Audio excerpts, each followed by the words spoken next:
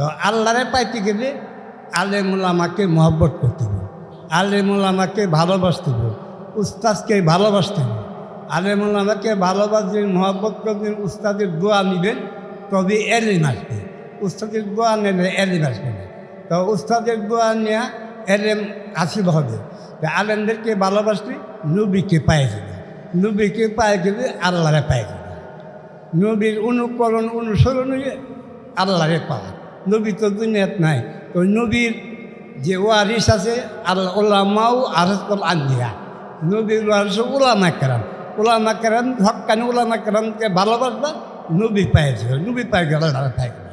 যে আল্লাহরে পাইছি সব কিছু পাইছে, আল্লাহরে যে পাইল না কিছুই পাইল না। বলকের বাদশাহ ইব্রাহিম আদহাম নাম শুনছেন সবাই।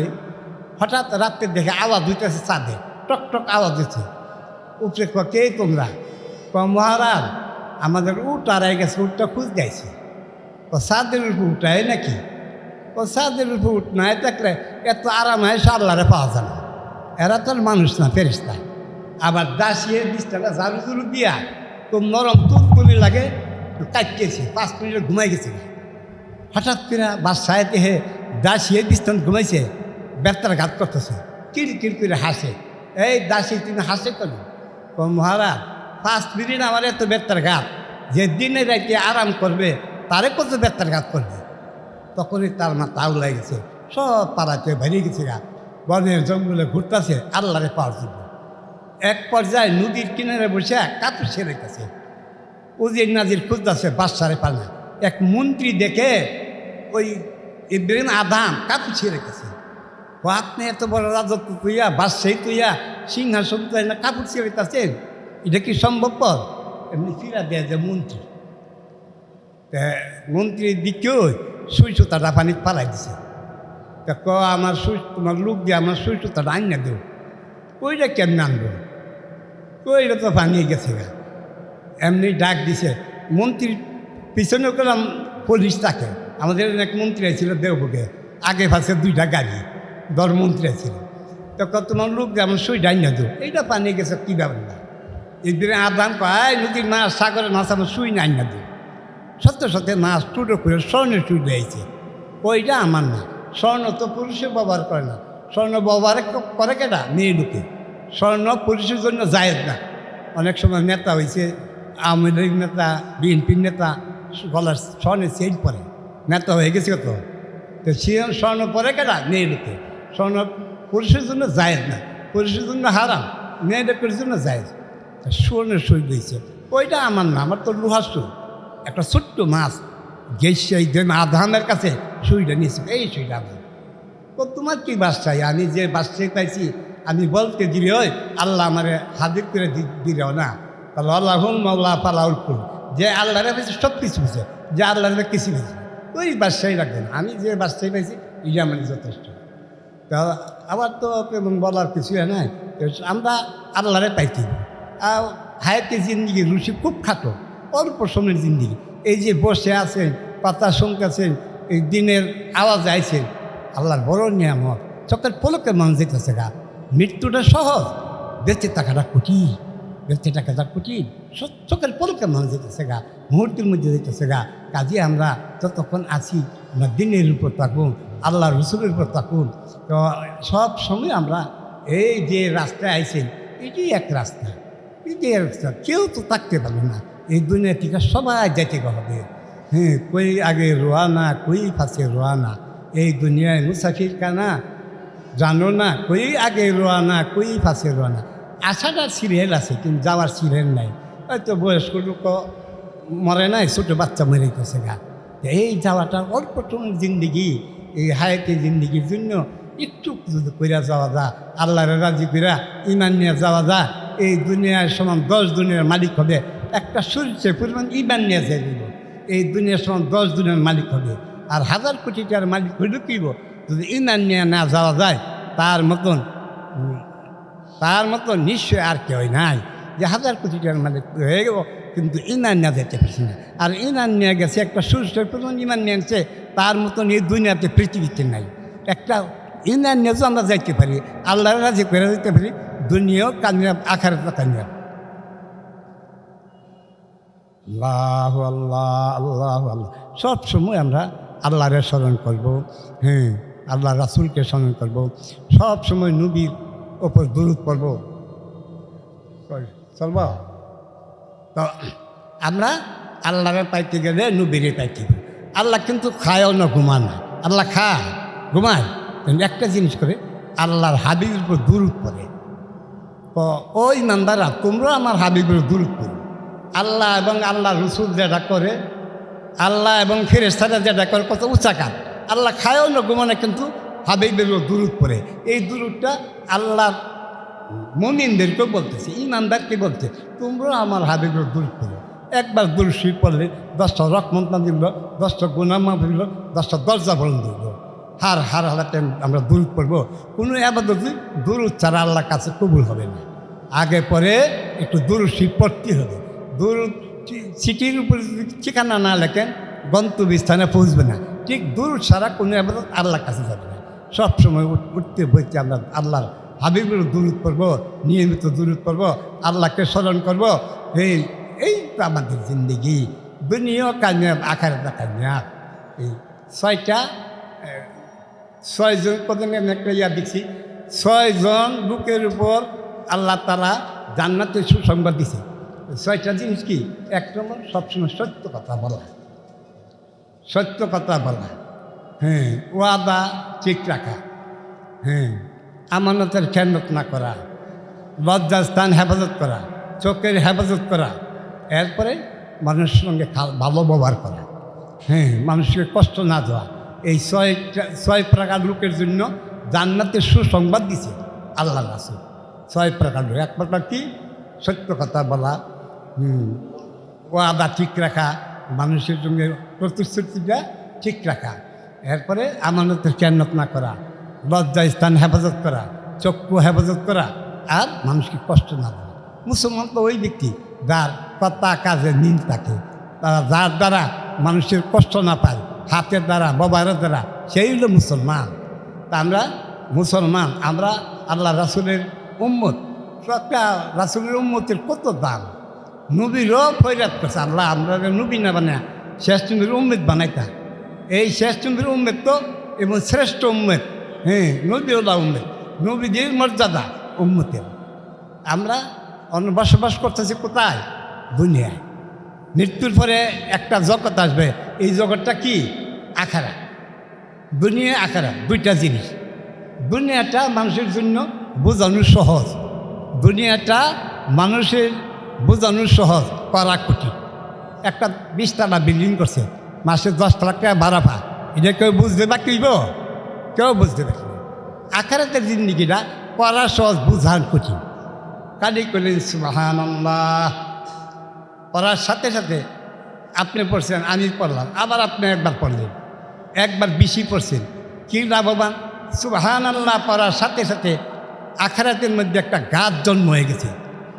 আখিরাতের জন্য রসালু একটা গাছ তৈরি হয়ে গেছে। এই গাছটা এত মোটা হয়েছে, একটা তেজস্বী গোড়া, 500 বছর গোড়াটা গোড়া শেষ করতে পারবে। এটার মধ্যে অগণিত ডালপালা হবে। 500 বছর ঘুরলেও একটা তেজস্বী গোড়া শেষ করতে পারবে না। অগণিত ডালপালা হবে, 700 প্রকার ফল ধরবে, একটা সোনার উপর ফল হবে, ডালপালা হবে, 700 প্রকার ফল ধরবে, একটা ফলের মধ্যে 70 প্রকার স্বাদ হবে। আপনার গাছও দেখাতে, ফলও দেখাতে, পল্লী হয়ে গেল। আখিরাতের জিন্দেগিটা করা সহজ, বুঝান কঠিন। দুনিয়ার জিন্দেগিটা বুঝা সহজ, করা কঠিন। কথা বুঝতে পারছেন? তো সবসময় আমরা আল্লাহর স্মরণ করবো, রাসূলের স্মরণ, মা বাবার খেদমত করবো, উস্তাদের খেদমত করবো। এলেম হাসিল করতে হবে শুধু উস্তাদের দোয়ায়। উস্তাদ দোয়া করবে, এলেম হাসিল হয়ে যাবে। উস্তাদের দোয়া পাবে না, এলেম হাসিল হবে না। কাজেই সবসময় আমরা আমি আপনাদের মূল্যবান সময় নষ্ট করবো না। সময় অনেক কিছুই হজরতে বলছে, দেবকের হজরতে বলছে, সব বলে ফেলছে, একটু বলার আর কিছু নাই। যতটুকু আপনাদেরকে একটু বলার সব এই অল্প কথার মধ্যে হয়ে গেছে। আমি তো অনন্তকালে একটুখানি আপনাদেরকে দোয়া লওয়ার জন্য উপস্থিত হয়েছি। আমার ছেলে মুফতি সাইফুল্লাহ, তো তার একটু আরেকজন একটু মাদ্রাসা করা, আল্লাহ যদি কবুল করে নেয়, আল্লাহ কবুল করে কিছু না। আল্লাহ কবুল না করলে সবই দেখা।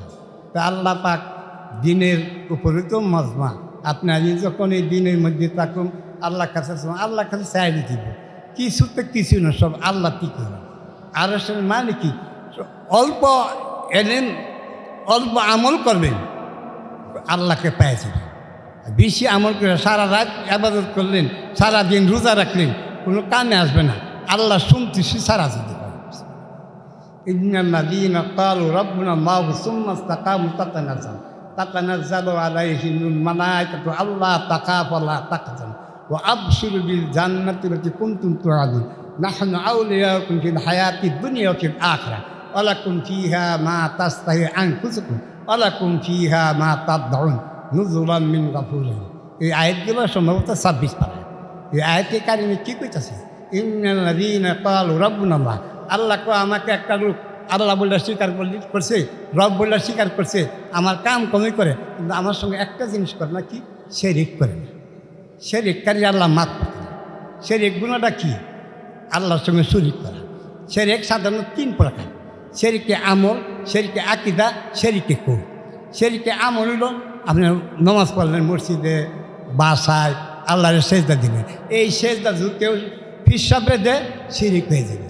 এই সেজদা যদি কেউ কবরে দিয়ে শিরক হয়েছে, এটা শিরকে আমল। শিরকে আকীদা হলো ওই জিনিসটা, এই ওয়ালের পাশে কি হচ্ছে না হচ্ছে আমার জানা নাই, আল্লাহ জানে।